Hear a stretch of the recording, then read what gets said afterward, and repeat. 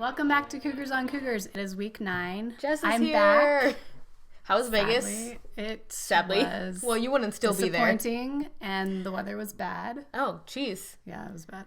The skies were weeping for BYU. Yes, but it is a new week. It's a new week, and new things are on the horizon, so what are you going to do?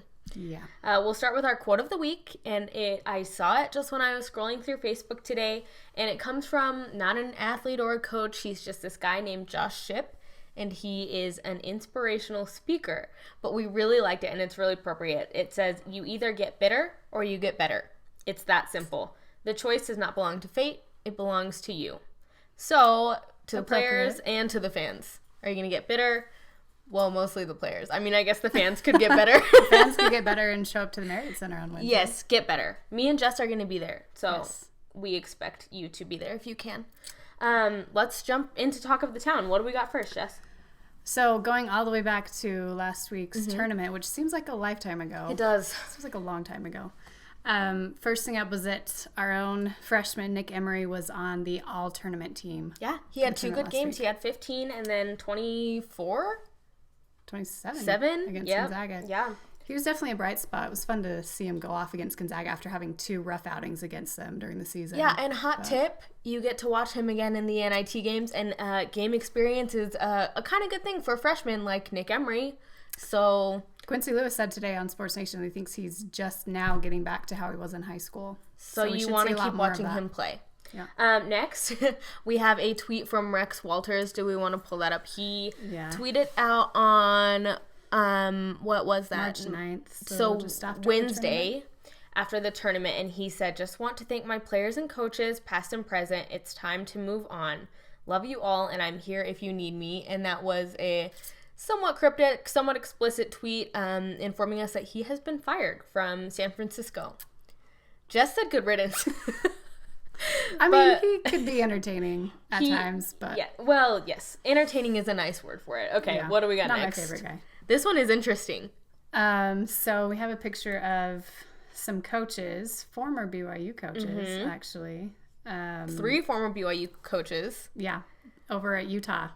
All wearing Utah gear, which is a bit still strange to me. It's super weird. So it's Mark Atuaya and Robert Anai, and they're with Guy Holiday. And Guy Holiday coaches at the U, and Atuaya and Anai coach at Virginia. So they spent their spring break, apparently, at the University of Utah studying. Who knows what? So, whatever. Speaking of good riddance, next, wedding season. What do we got? We got 2 engagements. Wedding season is in full swing. It is in full swing. And I imagine we'll just have one every week. Every week. Probably all summer. You're going to get wedding updates. So first is that Harvey Longy is engaged. And he proposed at the top of the stadium, which apparently is becoming a theme now. Well, they all want to be like Tanner. Yeah, true. So congratulations Harvey to is him. the first linebacker that got engaged, and we've got a picture of his ring and of that proposal tweeted out from his future sister-in-law. And then Philip Amoni, another linebacker, also got engaged. I'm not sure where that is. Is that also the stadium? Are you kidding me? Oh, gosh. It looks like it might be right by it, but I have no idea. I can't tell. Yeah, okay. We're not going to go on the record with where that one is. But 2 linebackers are engaged, and keeping with the wedding theme... We also have engagement pictures from Tanner and Alexa. Yes. Which I didn't see these till today, so it was a surprise for me too. But we also have a picture of the ring, which is cute. Yep, Tanner posted that on Instagram. We have a Tanner update every week, but he is just so good about posting on social media. He is. So if Taysom would just post on Instagram or tweet every once in a while, we could show him some love too, but whatever. So, cute engagements. Looking forward to actual wedding pictures someday. Yep, that's what we've got for Talk of the Town. Now let's jump into some NIT talk with Steve Pierce from Vanquish the Foe. So we have Steve back joining us from Washington, D.C. Welcome. Shimmer on Twitter. Thanks for coming back on. You're our first repeat guest. Well, I like to make history, so it's a pleasure to be here. Okay, so first we want to look back on the conference tournament before we look forward.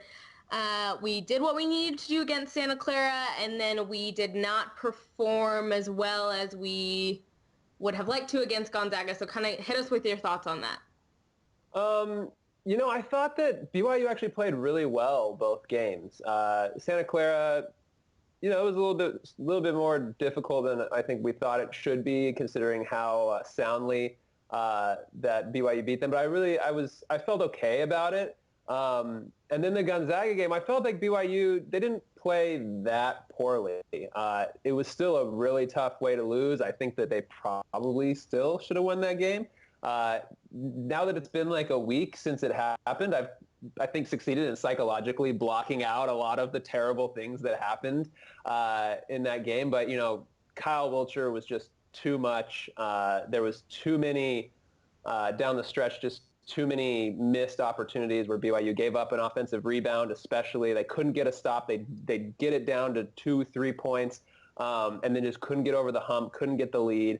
And so it was tough. But the Zags are a very good team, and it's hard to beat the Zags. We've never beaten them in Vegas. They beat us every year in Vegas, it feels like. That's the next step in the progression for BYU, particularly as they kind of turn the page to this next era with this, new class of talent coming in. They know where they need to go. So it was disappointing, but it wasn't too heartbreaking for me. Was being in the arena too. I mean, it was a really great game to be there in person, but you're right. Gonzaga owns that tournament and they owned that whole building. So it was tough to play there. So switching to NIT, yes, since that's the result of that game, how surprised were you with the 2 seed?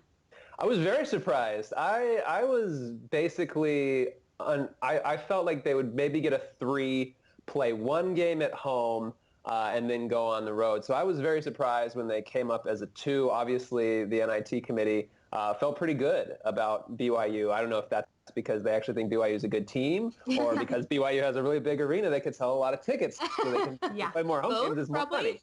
But maybe a little bit of both. But yeah, no, I was really surprised, but it's obviously a great opportunity for BYU to play 2, potentially even 3 home games, depending on how the other side of the bracket shakes out if St. Bonaventure loses. So yeah, it's a great opportunity for BYU, great opportunity for fans to get to see their team a couple more times.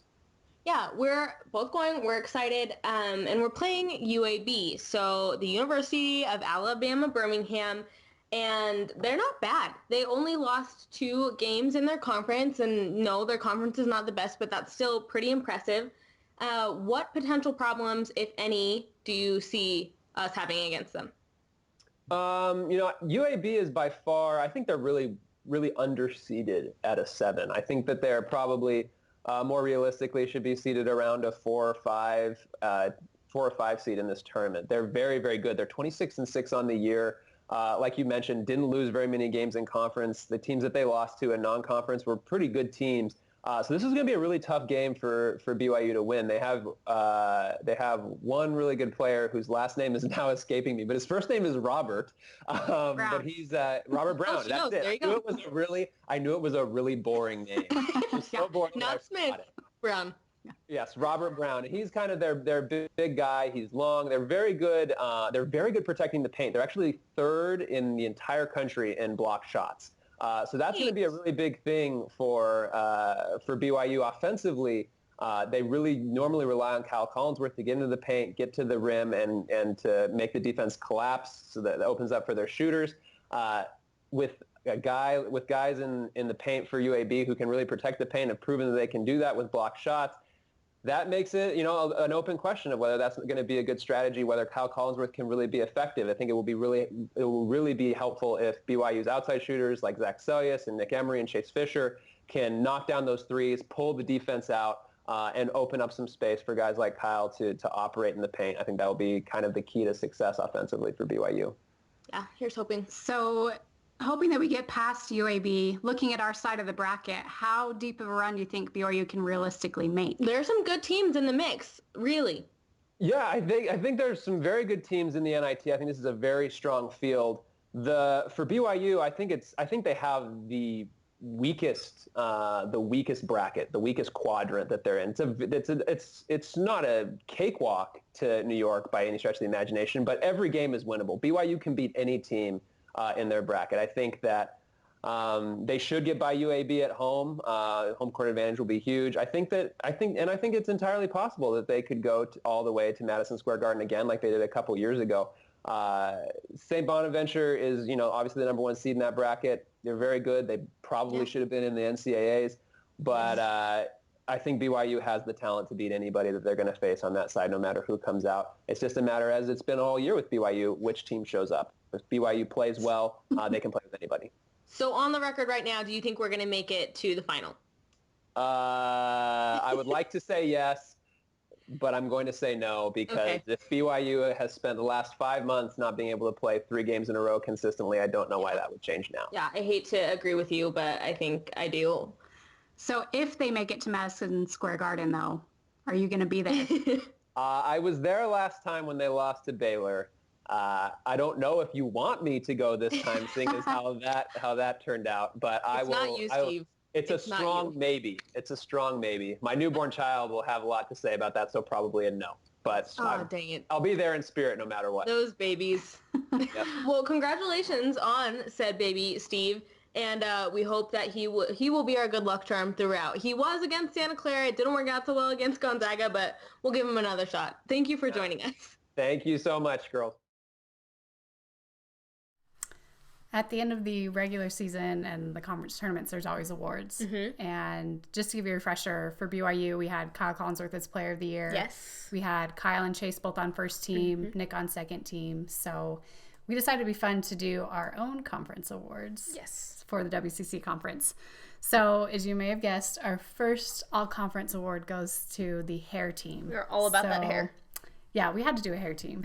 And this is all completely arbitrary. I mean, I just went there and picked what I thought was good. So if you have any disputes, I'm happy to hear them, of course. So going through all of the pictures from all of the teams, realized that Gonzaga actually has the best hair out of all of them. They have good hair. At least for the whole team. Now, we both agree that Kyle Collinsworth has the best hair in college hoops as a whole. Player of the year and hair of the year. Yeah. So he's on our first team, along with Josh Perkins of Gonzaga. Mm-hmm. We'll put all their pictures up so you'll see them. Domantas Sabonis, Rem Bakamus, and then Kyle Dranginis. And so literally 4 out of those 5 are Gonzaga. Gonzaga. All pretty good hair. But Kyle gets number 1. Okay, and then our second team for hair, we couldn't stop with just one because really hair is our thing. Let's be honest. You all know that.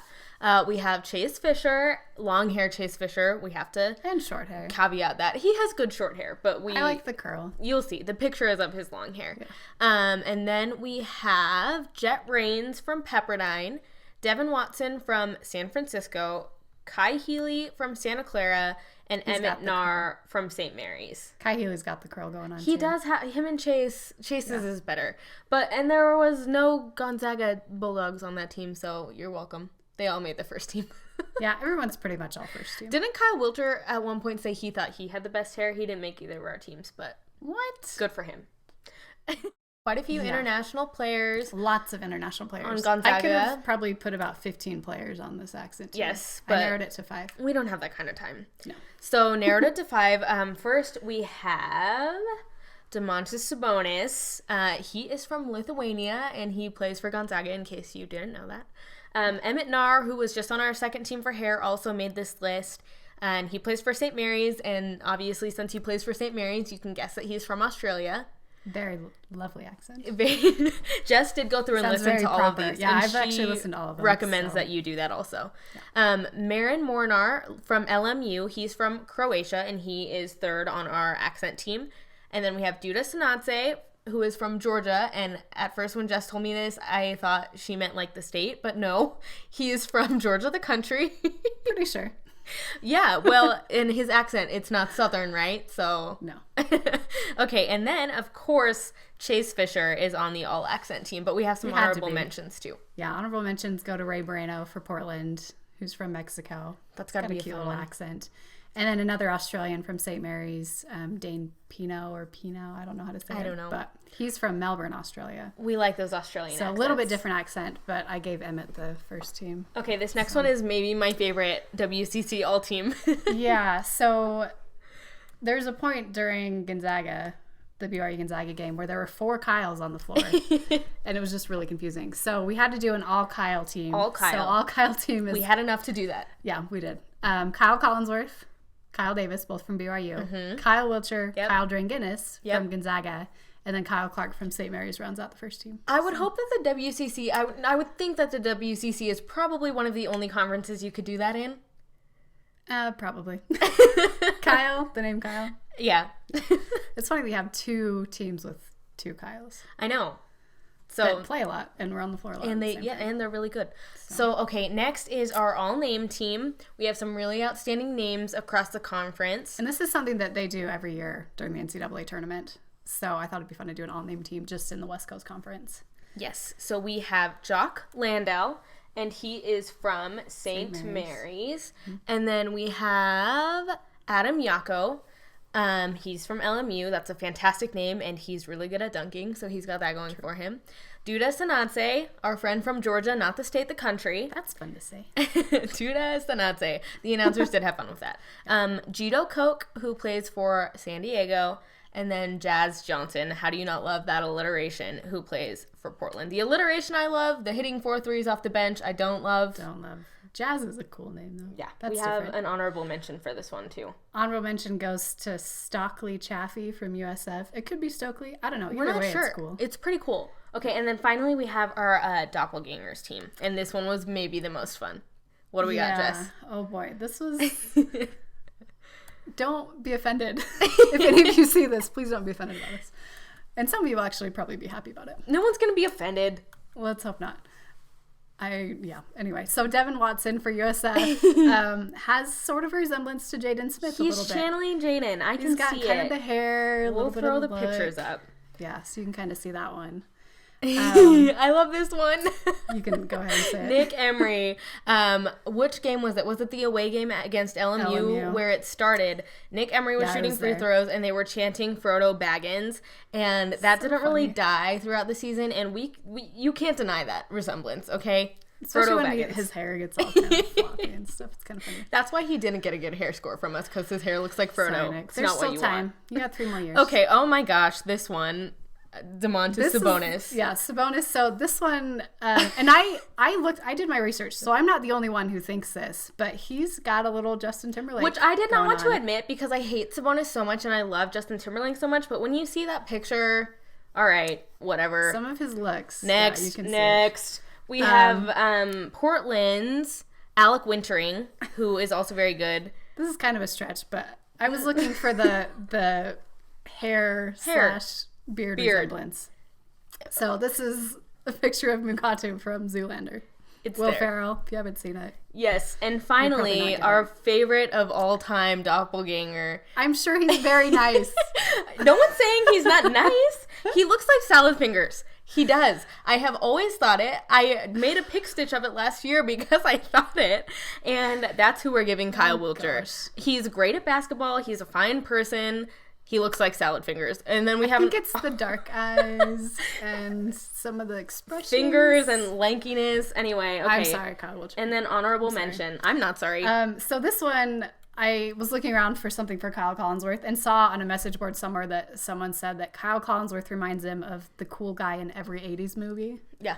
And I can see it. I went through and pulled a few Kevin Bacon. Guys. Yeah. I think he looks like Liam Payne for One Direction, but no one agrees with me on that. So, no.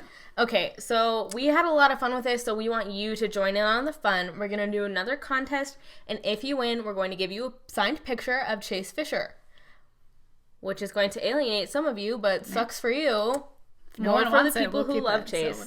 So okay, so anyway, how can they win that?